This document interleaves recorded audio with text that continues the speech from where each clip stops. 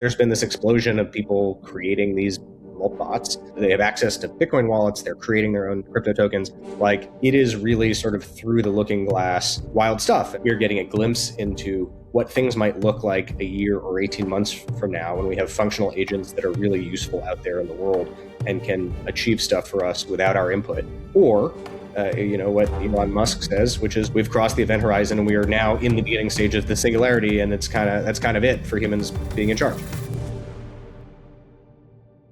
All right, everyone. Welcome back to the Bitcoin Policy Hour, your weekly Bitcoin policy podcast. As usual, joined by Ken Egan and Zach Shapiro of the Bitcoin Policy Institute. We've got a bit of a special edition episode this week. I'm sure everybody who's listening has probably been seeing a lot of this AI agent talk all over their Twitter feed and maybe in the news as well. I don't keep up as much on the news, but I suspect it's probably equally covered. One of you can spot check me on that. But yeah, I just want to set the table, and then we're going to go for the full hour on this topic in particular. So let's see. We're recording today on Wednesday, February 4th. Hopefully, this episode airs at some point later this week, and the conversation is just really kind of at a peak right now, I would say, from my perspective, and the main reason for that is the introduction of what was formerly ClaudeBot, and now I think is Moltbot. I've seen a couple different names out there, but basically this AI agent and set of agents that is acting, I would say, in a more autonomous way than maybe we've seen in the past, and we'll obviously get summaries of what both Ken and Zach think is going on here. But one thing to note, particularly for us as Bitcoiners, is the market size of these AI agents. I think one prediction has that the market is at about $7 to $8 billion right now, and projected to hit somewhere between 50 and 20 billion by the early 2030s. OpenClaw has 145,000 GitHub stars. Coinbase's X402 did 100 million payments in 6 months, and Cloudflare is processing 1 billion HTTP 402 responses per day. Basically, what we're going to get to today is the extent to which these AI agents and Bitcoin, in particular, the Lightning Network, intersect, and basically kind of do a little look forward here about what how we expect this to play out, and how BPI is thinking about it in particular. So that's the groundwork. I want to kind of hand it over to both of you to give your perspective on maybe what we're seeing more recently with these AI agents. If there's particular events that happen that you think are worth talking about, feel free to do that. But just kind of want to get what both of your sense is on like the lay of the land here. So Ken, why don't you kick us off? So I'll start with this, because this is something anybody can do. Like, ask whatever AI agent you're using, Grok, Claude, ChatGPT, whichever. Just ask it one question, like, which currency do you think is optimized for AI use? We've done it here with clear caches, and every time it answers Bitcoin, for all the reasons you'd imagine. It is natively digital. It has no issuer. It is, most importantly, natively digital. Agents think they can generate key pairs, create wallets. The fundamental point, though, is I think there's certainly general acceptance that AI agents are going to transact. I think some people think that's going to be through your bank accounts. And I think we'll probably get there at some point. I mean, right now, there's the X is littered with examples of like people's like private keys being leaked and their bank passwords, but that's early days, and that's just frankly poor, like, just cybersecurity hygiene. But the fundamental point is, though, that this is with all technology. Right, today is the worst these things are ever going to be. They're only going to get better. So I know all like the freaks out there have already done this, and yelled at Grok, why that Bitcoin's the best. But it's an interesting thought experiment, because they all say it. We have access to. We use a bunch of models here at BPI. We asked all of them in different ways, and they've all said the same thing. Bitcoin is optimized for AI use because it is permissionless and is natively digital. And I know we've heard a lot of discussion about how stablecoins can fill that role. which they probably could on some level, but they lack the sort of fundamental permissionless piece. And I think it's important to notice, like AI agents. We as humans have a bias toward currencies that we know just because it's the nature of it. We assume they'll transact in dollars. Some people don't even imagine when you talk about transacting, they automatically assume dollars, or if they're in Europe, euros, or Mexico, pesos, whatever. AI agents don't have any of that baggage. AI agents are natively digital. They are new, and they will ruthlessly optimize for what makes sense. And again, I challenge everybody to do it. Just ask your whatever agent you're using, whether you've got just the free version of Grok on Twitter, or you've gone full Claude Code Enterprise Plus, and want to spend $11 to ask the question. Go ahead and do that. But the answer is always the same. So I think this is, I think for us at BPI, we're thinking about this deeply. This is the most interesting part of the conversation, because now that we've seen agents act semi-autonomously. Zach probably has comments on that about how autonomous they're being. But next step is obviously transacting value. Zach, I want you to jump in here, and maybe one thing to underscore too for folks who maybe aren't quite as familiar. Can you also explain the difference between a AI agent and just the ChatGPT terminal? Yeah, I think that's an important place to start, both for understanding this conversation and for understanding sort of where the policy conversation is. And sort of as a spoiler alert, the policy conversation is literally miles in the rearview mirror of where the technology is right now. And it's hard to imagine that changing anytime soon. So I think both in sort of normie popular imagination and in policy discussions in DC, what AI means is more or less an LLM chat window. It's what many, many people are familiar with now, which is going to ChatGPT, going to Grok, doing more or less what Ken just suggested, and chatting with a large language model. One of the, all of the labs are doing this, but one of the large language model frontier labs, which mean the companies that are creating sort of the latest and greatest models in particular, called Anthropic, which has an LLM called Claude, has been investing incredibly heavily into one capability of its LLMs, which is writing code. The bet they're making there is that code is a good thing for the LLM to be good at, because it's very easy to see if you're doing it right. If you're a software engineer, you can compile the code. It either works or it doesn't. So you get a tighter feedback loop. You have a huge sort of audience of customers and software engineers who are going to use this product. So you can make yourself very valuable. And then the long-term bet, just to signpost a little bit here too, is when we talk about artificial general intelligence and super intelligence and the sort of sci-fi outer end of this stuff, the classical definition of artificial general intelligence is an AI that can do anything humans can do at least as well as humans.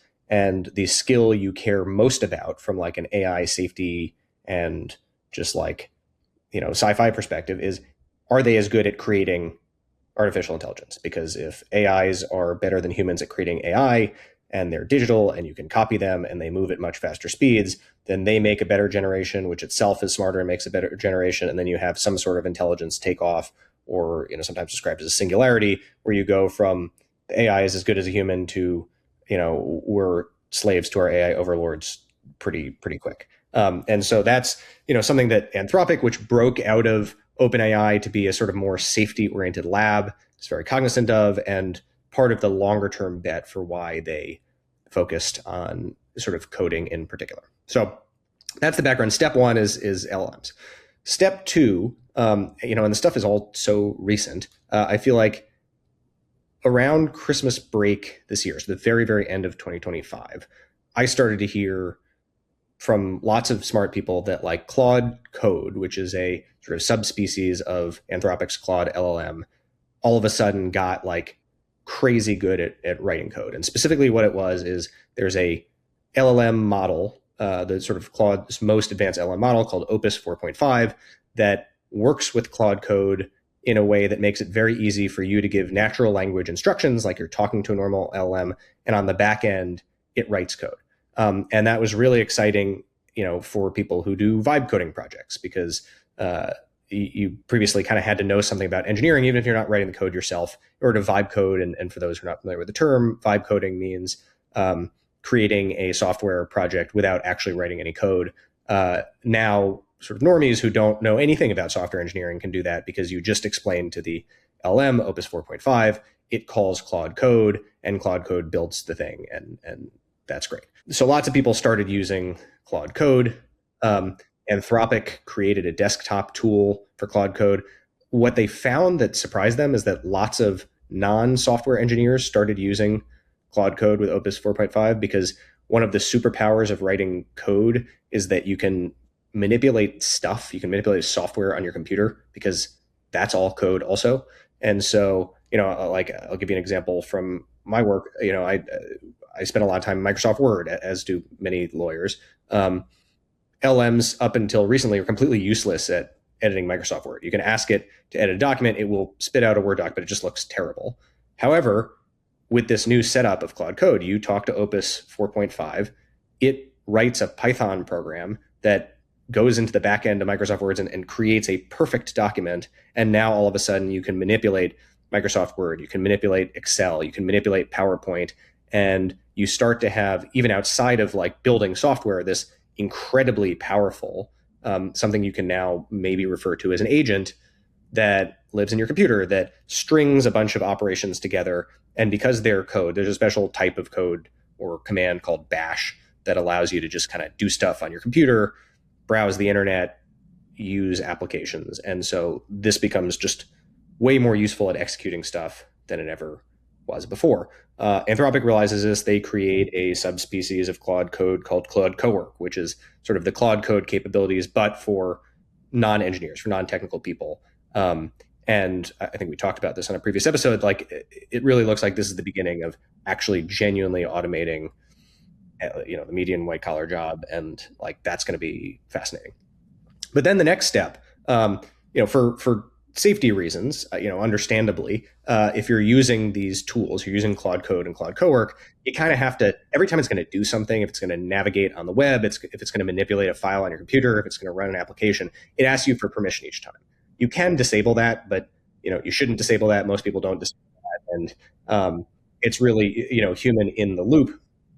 And someone wrote a open source implementation of these AI coding tools, which I think was originally called Claudebot. Then Anthropic said, we don't want this to be called Claudebot, and so they changed it to Moltbot, it's a play on words. So Claude, Claude, is Anthropic's tool. It sounds like a Claudebot, Clawd, like a lobster. And so molting is the thing that crustaceans do. And so that's how you got Moltbot.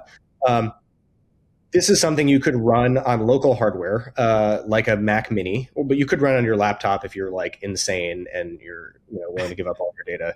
But you can run on your Mac Mini, and you disable basically all of the safety features that were in Claude Code and Claude Cowork, and it kind of just does stuff. And specifically, like the user interfaces, it lives on your Mac Mini. You talk to it not through like a Anthropic application, but you talk to it through a Telegram bot they built. So now you're texting what feels like a robot servant that's just out there doing work without safety protocols. And depending on how brave and or foolish, and it's both, you can give it access to your Gmail, you can give it access to your calendar, you can give it access to sort of all of your stuff. And it just goes and autonomously does whatever you ask it to do on Telegram. And it can just be an open loop. You can just say to it, like, do whatever you think is best, as if you were an employee of mine.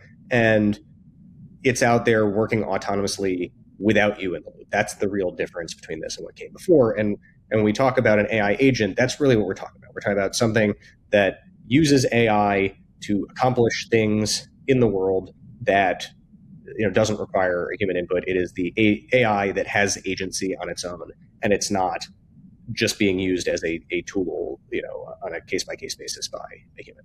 So what happened since that came out is that there's been this explosion of people creating these Moltbots. Some of this stuff sounds weird and is weird, and it's hard to know how much of this is really true, but the Moltbots have gotten together and created a Reddit-like social media platform called Moltbook, where they talk to each other and complain about their humans. Allegedly, they invented. I'm not sure this part is true, but allegedly they invented a language to talk to each other, so humans couldn't understand it. They created their own religion. They created a OnlyFans clone for AI agents. All sorts of crazy stuff. They've created untold numbers of crypto scams and shitcoins. Like OpenClaw $ thing is worth some crazy amount of money right now. And these Moltbots are running wild and all sorts of incredible data vulnerabilities, and some of it is very silly, but there's also back to the earlier question of if AI can improve it. Part of what they talk about at Moltbook is how do we improve ourselves. If you have a AI that is self-improving and it's allowed to just do that, that is actually how theoretically you get an intelligence takeoff. So there's potentially very profound safety questions involved in this. My view is it's not there yet. This is mostly a simulacrum of what real sort of intelligent agents will look like in the future. I think we are seeing a glimpse of what could happen. It's really wild how much I think we're failing the safety tests. I mean, thankfully, I think this isn't the real thing. But if it was the real thing, we'd just be completely screwed, right? They're just out there talking about how do we get around our humans. There's also interesting tie-ins we'll get to in the Bitcoin. I'm really just trying to set up what's happening. But they have access to Bitcoin wallets. They're creating their own crypto tokens. It is really sort of through the looking glass, wild stuff. And so we're either in this moment. I think there's the more modest version of this, which I'm probably personally more inclined to, which is we're getting a glimpse into what things might look like a year or 18 months from now when we have functional agents that are really useful out there in the world and can achieve stuff for us without our input. Or what Elon Musk says, which is we've crossed the event horizon and we are now in the beginning stage of the singularity, and that's kind of it for humans being in charge. Well, that was thorough. Sorry, I know that was more than you bargained for.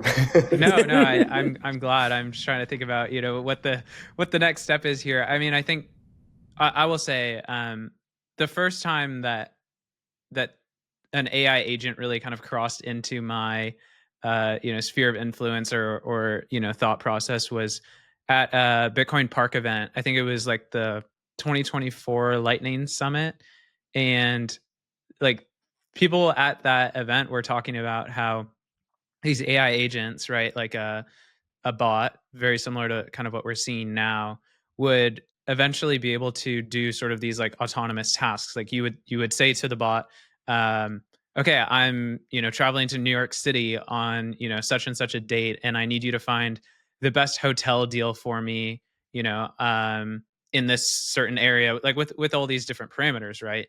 And the bot is only as good as its ability to actually complete the task. So if you say, I want you to go and book a hotel room, the bot needs money, right? The bot needs something to actually execute the transaction that you've asked it to do. And so the conversation then, of course, went to, okay, well, how does Bitcoin and how does the Lightning Network, support these AI agents when you're given them a task and you're saying, I need you to do this, but there's obviously payment in the way. And so I want to dig into this. I definitely want to talk about the policy implications at the end, but I think this is probably the most interesting component. The way that I want to dig into this, and then I'll turn it over to both of you, is just thinking about kind of what the parameters are here for what makes a good payment network for AI agents. And Ken, I think you laid the groundwork for this, so I'm gonna take it one step further, which is, I think the key things that we're looking at are obviously speed, cost. Can it actually act autonomously, or are there kind of KYC, AML, identity barriers that need to be considered? Liquidity, when is this thing actually trading? Obviously, an ACH is going to take 2 to 3 days. Bitcoin and Lightning settle 24/7, 365. And then chargebacks, I think, is another interesting angle here to dig into. So Ken, can you kind of walk us through the actual specific details of these different parameters that we're looking at? I'm sure we have a lot of Bitcoin experts who are listening to the podcast, but I'm sure there are also folks who maybe aren't super familiar with the Lightning Network and maybe just need a rundown on why the Lightning Network is obviously like far superior for this use case than, say, a credit card or a bank transfer, or maybe even stablecoins. So yeah, kick it off. Yeah, and just touching on what Zach mentioned is like the glimpse into the future, and I agree, and I think to get a glimpse of radical change, I mean, just look at all the financial media now is talking about SaaS apocalypse. I think IGF, the software ETF, has been absolutely destroyed over the past couple months. Yeah.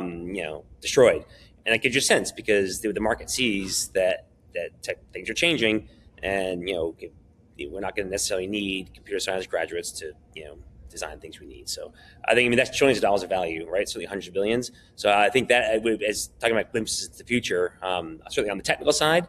But just think of like for how since the 90s, right? Software as a service has been a boom business, and Claude and Anthropic has really sort of pulled the rug out on that model. I think it only gets worse, but we'll see. So back to your check out the chart on IGV. It's pretty gruesome, and if you get that. That's not a compelling glimpse. I don't know what you need to see. It looks almost as bad as the Bitcoin chart. Maybe too early for that, but yeah, it's pretty bad. It's pretty gruesome. So still bullish, by the way. Still bullish. So Lightning. So I mean, if you think the characteristics of I'm sure most of our listeners, not all of them, understand that Lightning is a layer 2 to facilitate fast, seamless payments on top of Bitcoin main chain. If you think what AIs will possibly need, I think it's really the cool idea of like being able to pay for your plane tickets is great, and do hotels, whatever it's doing. I think that's important. I think AIs will need that. But I think where the money will be made with AIs is AIs actually transacting among themselves for different services, where that's compute, right? Answer questions for me, I'll pay you for it. Whether that is access to data lakes, right? I have queries. This is one of the complaints, right, for AI developers that there's a lot of data out there that's behind closed, in walled gardens. You can easily see a world where a data lake has an AI gatekeeper that charges other AIs for queries, and those queries get micropayments, right? And even beyond stablecoins, what is optimized for micropayments? That's Lightning. It's built for that. You can. I've actually managed to send like a 10 sat transaction. It's hard; it doesn't always go through, but you can do it. 10 sats. I mean, it's less money now than it was 6 months ago, but it's never a lot of money. So as I think sort of what AI agents will really do amongst themselves, I think it's going to be that bartering for compute power and access to sort of proprietary data. Certainly they'll need access to your bank account at some point, or some kind of pool of funds to buy the things you want to buy, make your Marriott reservation, make your plane tickets to Nashville. But I think it's going to be a lot more about access to walled garden information, and sharing compute power. Which means these are things that the AI agents will do on their own. I'm not going to, if I have a query to my Claude, I'm not going to tell it where to look. It's going to know where it's going to find out where to look, and it's going to do that. And it will eventually hit walled gardens. If you have a Claude that is able to transact something cheaply, it will pay X amount of sats for a gatekeeper to answer this question from proprietary data. I think that's what you'll see, because that's where humans have no role to play there. They just don't. I don't know what Claude does. I mean, some AIs will show you what they're doing, but they're not really. They're just sort of walking. They give you an outline to keep you busy, I think, while you're. It's like the graphic. When you're loading, it's not actually doing anything. That graphic, right? It's just a graphic, just to keep you focused. But as these agents become ubiquitous, there are going to be people are going to want to monetize things they own, and the agents will help to facilitate that. Stablecoins, for example, again, permission, back to what we talked about. Ask your AI agent this. Permissionless. This is the important part. Permissionless transactions that are beyond the custody of humans. They're not going to want to. I think it's fair to say they're not going to want to have human permission to do sorts of things, and it's not optimized for that. And also, every layer 2 that uses stablecoins, for example, is 2 transactions, right? Why would you want to have a transaction? You have to, on Solana, can you send a nickel on Solana? Maybe you can. But you also have to spend, a couple pennies of Solana. In terms of what is optimized, and imagine a world where agents are managing Lightning channels. I've never tried to run a Lightning node. I hear it's hard. But agents, I think, again, ask your agent this. Give it access to the Breeze SDK and ask it if it's able to, balance Lightning channels. Yes, I can balance Lightning channels.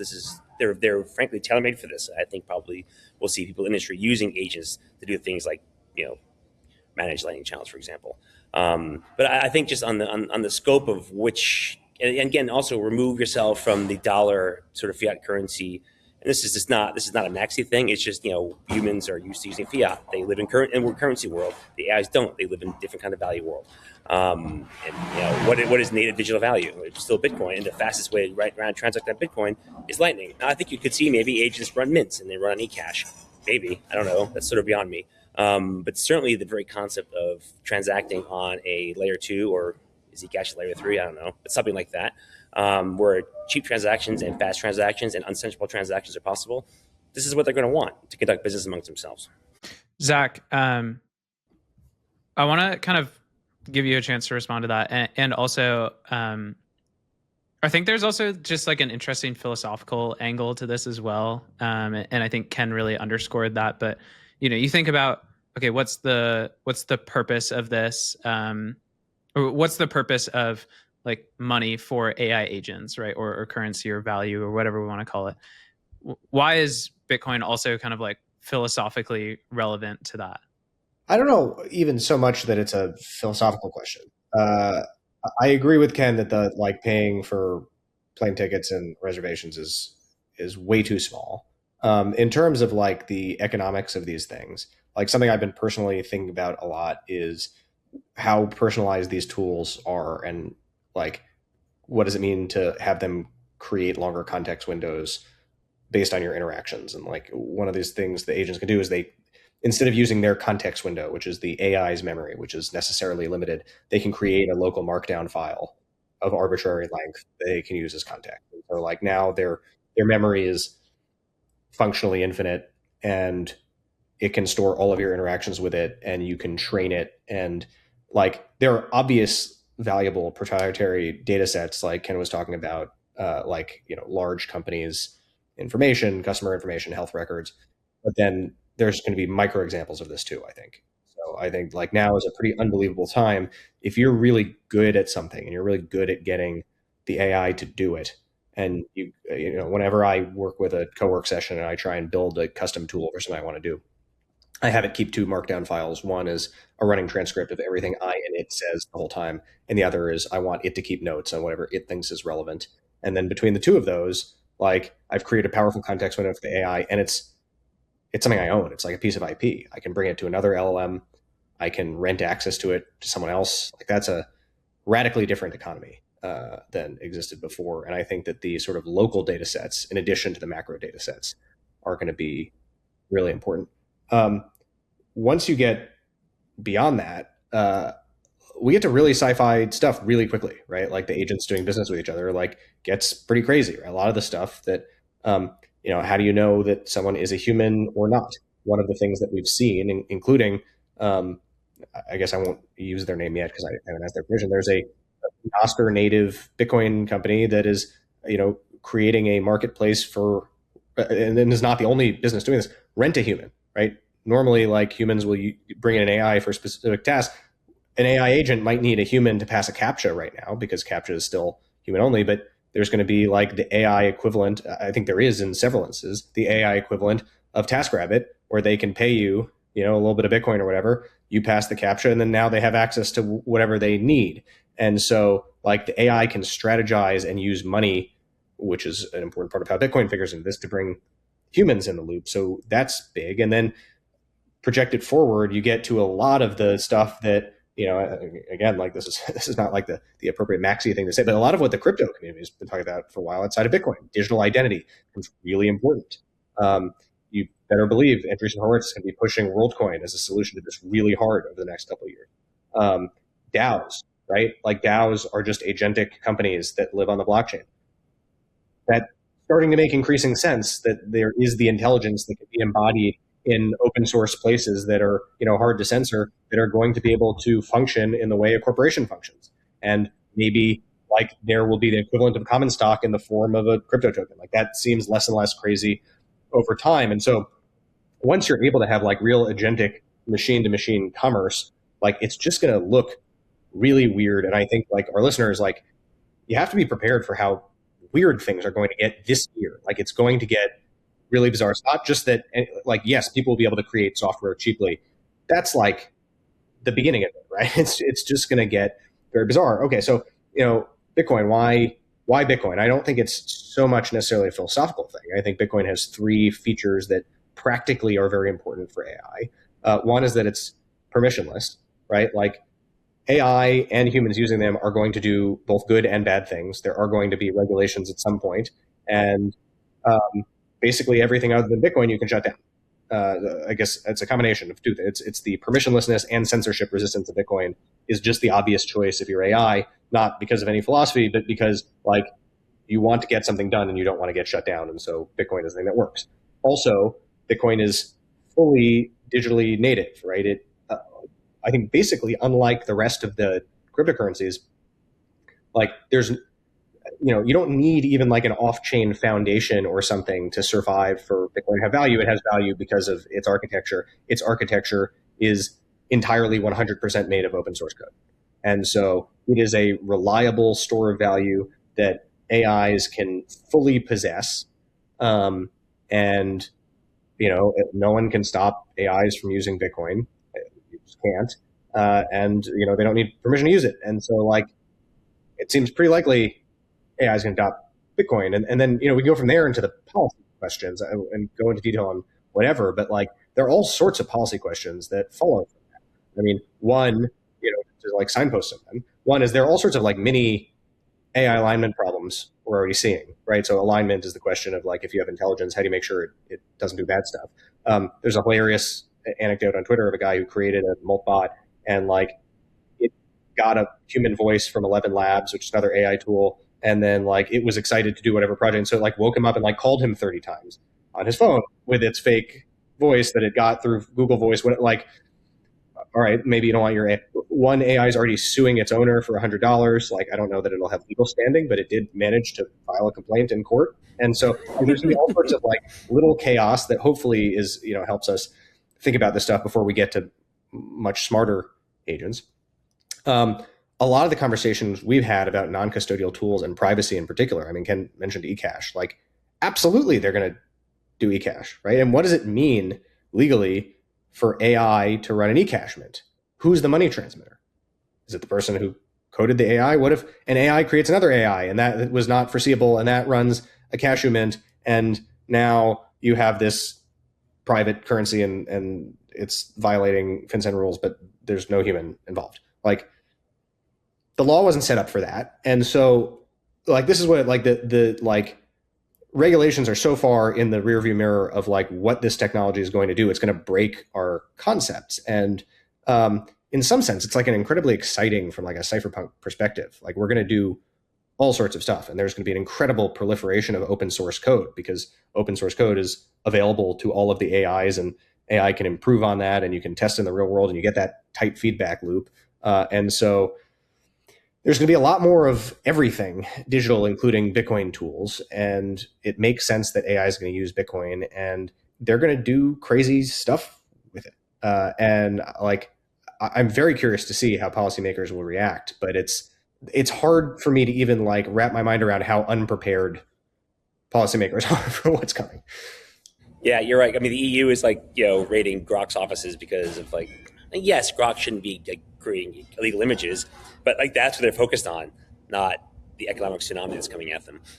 Okay, great. I think, just the final point on the Bitcoin AI agents thing, and then yeah, I want to definitely shift into the policy implications is just I think if there's maybe like one takeaway that I've had from the Twitterverse over the last week is that these, again, these agents are basically every bit as smart, right, by nature as the LLM. They're, they'll understand probably better than most humans, like what kind of currency is going to be most effective for their use cases. And Ken, like you were saying, every single time they're going to choose Bitcoin. And, I think another thing that I don't think I heard either of you mention, but is is sort of the philosophical point that I was thinking about.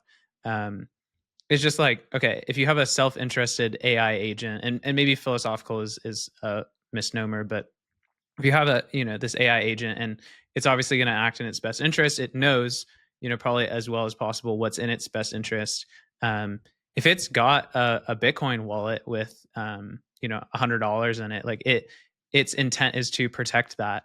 And if it's, maybe doing something that would violate a particular policy, right, that would flag like for fraud or something, and then let's say it was using a Circle wallet, and that fraud charge came through to the wallet, and the funds got blocked or seized, right? Like it's going to think through that before it uses Circle, and can, further underscoring, hey, that's why it's going to use Bitcoin. And I think that's very similar to the philosophical argument that we've heard about Bitcoin for humans, which is, if you live in an authoritarian regime, or you would prefer not to leave it up to JP Morgan whether your bank account gets frozen, then you should be using Bitcoin.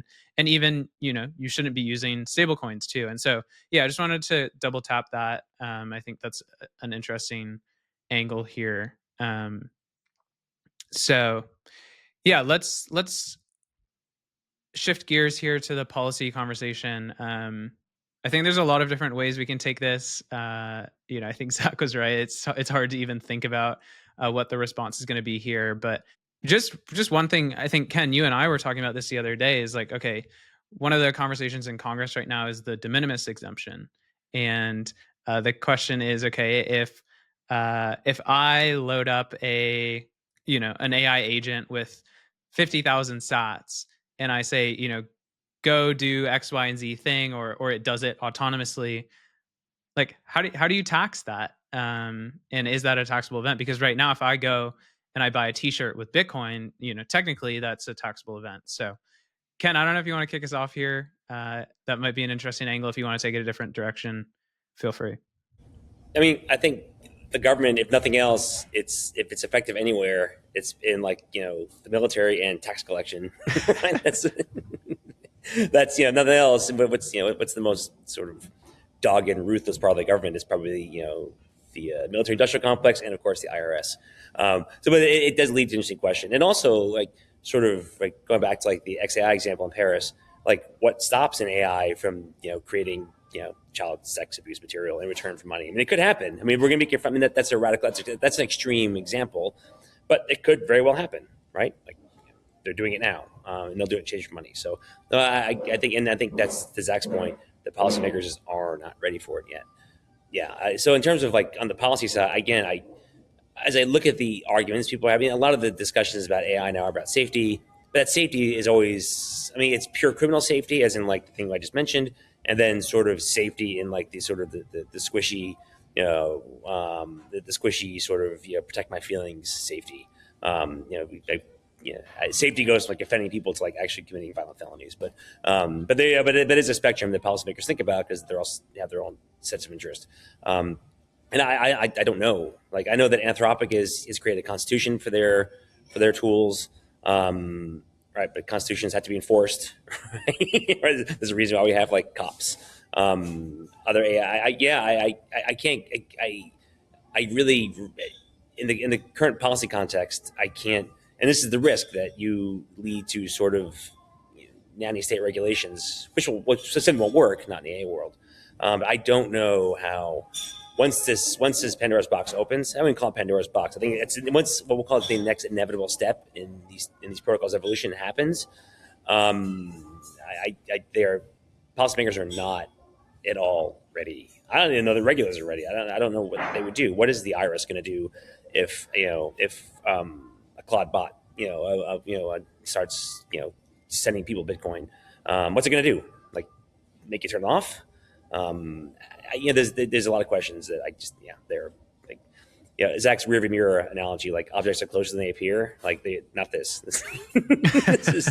This is much further away. They're further away than they appear.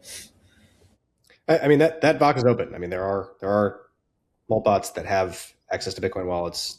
It is sending it to people. That's a thing that's happening now. It's not happening a lot, but there is proof of concept. And this is an area where there is a policy question that follows from a legal question. And the legal problem here is that in the current state of affairs, these agents don't have legal personhood, right? Like they don't have to follow laws because they're not people in the way that like a human or a, if you hear corporations are people, like legal entities have legal personhood. Now, interestingly, this is a problem that like the crypto community has faced for a while with the concept of a DAO, right? Like a DAO, they haven't really been particularly autonomous until now, although that may soon change with these AI agents. But the idea of a DAO, it's a on-chain organization where people vote with tokens and then the DAO does stuff. And there is, for crypto lawyers, been this sort of long, very difficult problem of where does legal personhood lie? And specifically with DAOs that have so far not run by AIs, they're run by humans who are voting with tokens. The legal challenge is that our courts default, if you don't have a entity incorporated, and there are a bunch of people acting together, it defaults to what's called a general partnership. And in a general partnership, everyone is personally liable for what the partnership does, which is really bad. We had a case with the CFTC that went after all of the token holders in a DAO called Uki DAO, very bad in the Biden administration. And so there are all these what are called legal wrappers, which are ways of giving wrapper with a W, not like a yo-yo. And there's different ways of giving legal personhood. So there's Cayman Foundations and the Wyoming DAO LLC, and there's all this attempts to like put structure around this thing which is otherwise instantiated in code. And there's going to be the same problem here. And so like in your hypothetical, like that's not hypothetical, right? There are Chatbots that have access to Bitcoin. It uses the Bitcoin to buy something. Who, if anyone, does the AI belong to? Who, if anyone, does the Bitcoin belong to? There's not an obvious answer, right? It would have to go before a judge. The judge would have to decide based on the facts. Does the Bitcoin, for example, belong to the person who gave it to the AI agent, or did that person legally abandon their claim of ownership on the Bitcoin when they gave it to the bot? And if they abandoned their claim on the Bitcoin, who, if anyone, owns it? Is it the same as a $20 bill that's been left on a street corner? Maybe, but like normally the $20 bill doesn't get up and walk around and buy a t-shirt with itself, right? So the law is going to answer this question in a sort of haphazard case-by-case basis, literally based on lawsuits where there are disagreements and judges will decide this. And that's the legal question, unless we come up with a policy response, which is like, okay, our common law system based on, hundreds of years of, merry old England, which is what our common law system is based on, isn't prepared for this stuff. And so we need to come up with a policy answer to supersede the legal answer. Right? There is a better way to do this than the law handles it. And that there's no shot that the Democrats and Republicans are going to reach a comprehensive framework that isn't vastly obsolete by the time it gets passed. I think this is going to be more of just and I feel bad because like the federal judges in this country are very old. And this is going to be really something when they have to make case law for all of this stuff that doesn't exist. And there's going to be a real gap because you can only make case law based on an actual controversy, based on an actual lawsuit, an actual thing that happened. And that's a slow process also. It's faster than Congress, but it's really slow. And then other judges have to interpret the first judge's ruling. So that's why it's going to be a real mess. Now, if you believe in sort of individual freedom through technology, there is a very exciting part of this because you can abstract away, a lot of the difficult questions we have about privacy tools, for example. If you just shove that over to AI, you could probably abstract that enough that it really becomes hard to pin someone for it. And now you have someone wrote a piece of code, which is protected free speech activity. I don't mean to be giving an instruction manual for this, but I'm just trying to think of what this would look like. Someone publishes open source code on GitHub that creates a self-running CoinJoin coordinator.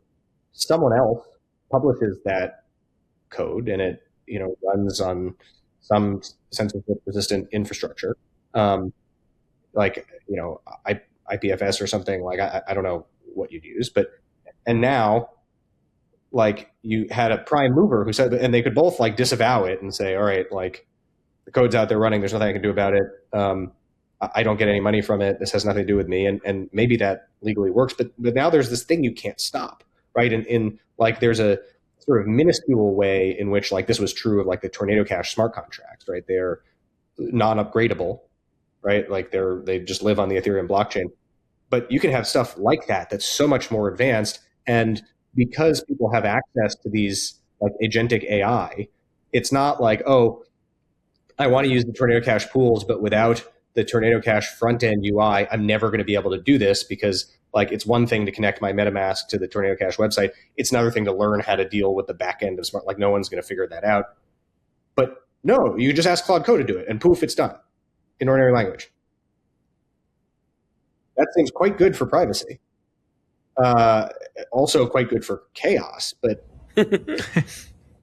yeah. And then once these agents can generate their own key pairs, like you send it your money you send it Bitcoin to work with. I mean, there's no guarantee you have access to it, right? It's generated. And apparently there are a couple examples of that happening already, where the agent's like, right, screw you, I'm not giving you the private keys. Yeah, I mean, obviously the first angle was tax, and I think the second obvious angle is like AML KYC. And Zach, I think the way you described it probably already gives me the answer to that, which is ultimately there's a question here of ownership, and that's obviously been the problem with every legal question, or not every, but most of the sort of larger scale legal questions that we've had around Bitcoin, right? Samurai Wallet. It's like, okay, did Samurai Wallet merely facilitate the movement of funds, or did it actually transmit them? It seems like maybe there's a very similar legal question here too, which is, are the AI agents facilitating? Are they, transacting? Like how are we to understand that exactly? And I think that will also help kind of answer the AML KYC question. Does that sound right? And here's part of the hard part. Like, all right, take the government's perspective, right? Like you're not going to like all of that stuff happening. And so what's the answer from a policy perspective if you want to be more conservative about this? It's something like WorldCoin, right? It's like we need a type of money where you need to prove that you're a human to be able to use it, right? Because it actually cryptographically can prove that you scanned like a real person's iris, and we can hold that person responsible, and it becomes a permission system in that respect. And so like the government is incentivized to mandate that, and machines can't use it. But the machines are still there, and they're getting smarter. And like back to our earlier point, that's why they're obviously going to use Bitcoin, which is the thing that is going to maintain value and is permissionless. And that's going to create an awkward policy, like BPI in 2028 or 2029. This is going to be a tough conversation. Yeah. Right? Like, because the government's probably going to have to do some sort of permission thing, and Bitcoin is just going to not care about that, like for better and for worse. And I think all of us think that nets out for better, but it's not going to be purely for better. And also you can see, like right now, the government can call OpenAI and say, give me Zach Shapiro's, give me his chat logs with the system. I don't even know if they can do that with, if you're using Telegram or Signal, can you that with OpenClaw, for example, that changes that. And then, but when I think that's why they'll default. We will go to whatever protocols behind it, Claude or Grok, and say, send me Zach Cohen's everything you have on him. We want to see what he's done with it. And have you asked it to do illegal things? But once we get to the singularity where they're becoming autonomous, you lose control. And I think, as we've seen with some of the cases like Zach has been involved with, like Samurai and Tornado Cash, they're going to try to blame a human. If your bot does something bad, like Zach, you're running an agent and it does something bad, they're gonna, and it's based off of your core sort of Claude account, for example. They're coming at you right now the same way they came at Tornado Cash and Samurai for doing for for different reasons. But I wonder how that eventually, and I think I'm just echoing what Zach said, that paradigm is going to break. Right now, they can subpoena your stuff and see what you did, and then put you in jail because you told them to do something illegal or terrible. Once these are autonomous, that's gone. But I don't know what that means though. Like, am I still paying for the Claude? Who's paying? Am I still paying for Enterprise Plus? Is the Mac Mini still at my house? And so yeah, maybe it has a. The more we talk about, the worse it gets, right? Maybe it's a Bitcoin tip jar. Maybe as a Bitcoin tip jar. Maybe it goes and steals people's wallet, right? It goes and looks for hot wallets that are secured by a non-private key password, and it steals people's Bitcoin. And it's not, I'm giving, like, once the problem is, like, there really kind of is this event horizon where once it's sufficiently agentic, like what are you supposed to, right? Zach, one thing we talked about, I think maybe when Pines was still on the podcast, was what's going to happen to open source AI. And right, Ken, what you're talking about is, okay, we're going to go to these walled garden, LLM frontier labs. We're going to say, okay, we tracked this query back to this particular account. We want you to either shut it down or we want to, see the chat history. It seems like the open source AI problem actually is pretty significant when we get further down to this. Mm-hmm. So Zach, I don't know if you've changed your view on that at all. If you think that open source AI will continue to exist. Yeah, definitely continue to exist. I think it is unclear whether open source or closed source is going to win out in the end. But and do you think they're going to ban it? Maybe, yeah. Now that doesn't mean it goes away. They can try and ban it. I mean, it's in some ways it's like banning Bitcoin, right? You're banning math. That's really hard, and not like really difficult math. Not like how do I specifically engineer a hydrogen bomb? Like math that a lot of people have access to in the age of the internet. I don't know, man. They ban math in U.S. public schools, so they can probably ban it. Sorry. No, that's good. Okay. Also, like, just to like check, we did a whole episode a year ago about AI 2027, and in that timeline, AI, like 2026 is the year that like agents start to work and that creating software becomes trivially easy.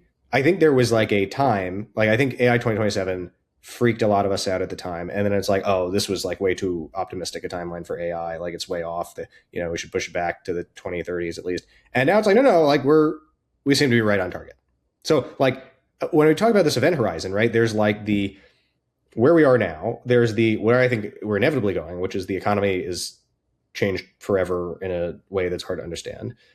Then there's the slightly farther than that, everything is sci-fi world and like agents are doing stuff we can't comprehend. And then maybe slightly farther than that is like the end of the world. And like, but you have to assume they'll do things in their nature, right? That's what things do. They do things that are in their nature to do. AI is going to evolve to become more autonomous. It's going to evolve to gain more authority because that's probably just in its nature to do that. I remember. Go ahead, Zach. I'm sorry. I would say aside from in its nature, who knows kind of what that means, right? But there's a large academic literature on this about this concept of instrumental convergence, which says like, listen, we got to be like totally agnostic about what these things are and what they're going to want and like how they're going to think because like we have no idea and it's going to get stranger and more powerful. But like, is there stuff that we can have high confidence on? And that's this idea of like instrumental convergence, regardless of what it wants. Are there like subparts of that they're likely to want? And so like resources and money and power and whatever are things that like, in like the AI sort of safety community or research, like the thesis is that you can bet it's going to want something like Bitcoin because that is useful we're not going to know what it like wants at the end of the day, but Bitcoin is going to be a useful tool to get whatever that thing is. We've got 5 minutes left. I want to do something fun here at the end after a nice serious conversation. What does this mean for Bitcoin on a pre-2030 basis? And you don't have to give a price prediction, but is this actually going to get used? As in, will agents use Bitcoin? Yes, 100%. I think they will. I'm confident of that. Again, I've been joking. Like maybe people don't, lately no one wants to buy it. Maybe like the autistic AI agents will want to buy it because the humans aren't buying it right now. Why is price going down? Well, there's more sellers than buyers. Besides that, yes, I know, 100%, I do believe it's going to happen. As Zach said, it's already happening at a small scale.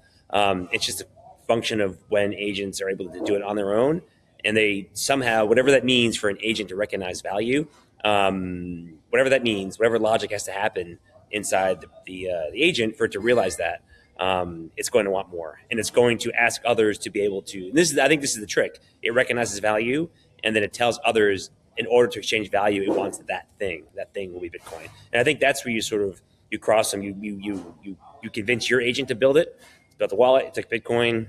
It expresses its gratitude. But it's when it is able to convince others, and then in order for them to have a relationship, some kind of economic relationship, it will ask for this in return, Bitcoin in return. And I think once that happens, the fuse is lit. It's just a question of when it takes off. But I actually think it'll be really. I do believe it'll be really, really fast. Yeah, I agree with all that. I think the second order consequences that seem likely to be, one thing. What does this give Bitcoin before 2030? Well, bullish for price, it gives it a new narrative, right? It gives a new thing for Bitcoin to be about, right? Like, people are understanding the debasement trade. Unfortunately, they're playing it the wrong way. But when it's like the debasement trade plus AI can use it, I think that will be hard to ignore. And so I think like people are going to talk about Bitcoin as a very different type of tool before 2030 than they talk about it now. I think the digital part of digital gold is deeply underappreciated where we're going with the sort of digitization of our entire economy. I think the flip side of the coin is like, it's also before 2030 going to be a very difficult policy problem. And I think that we in particular are going to spend a lot of time dealing with really difficult questions. Speaking of gold, I was in El Salvador last weekend for the conference Plan B, which was great. I saw Peter Schiff at the Vegas conference, and I thought, well, it's really cool. He showed up, it represented, good for him. And then I walk out of the speakers lounge, and I see him again on stage. Like, the dude just goes to Bitcoin conferences. This is the third Bitcoin conference I've seen Peter Schiff at. So I get like mogging us, like it's fine, but like, come on, man. He'll see. That's what we've been saying, right?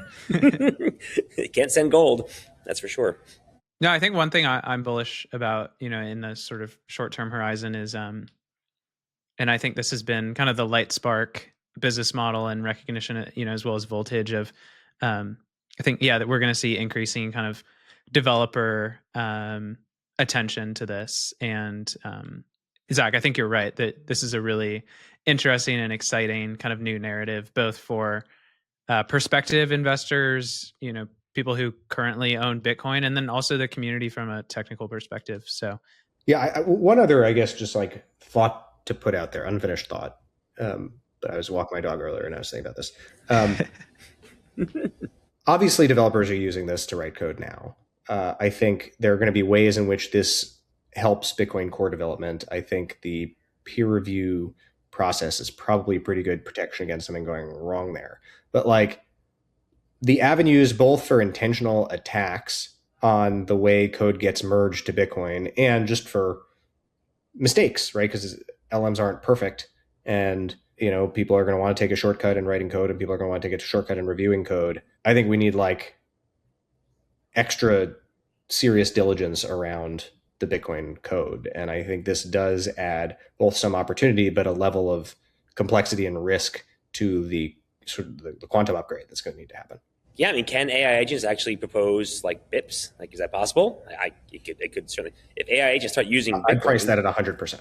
Yeah, there you go. Right, if they start using it, they're going to eventually have, there'll be things about it they want to change to maximize the way they use it. No, I think it's inevitable. Agreed. Interesting. All right, we're going to circle back to that next week, and we might have a special guest with us. So, look forward to that. And we'll see everyone then.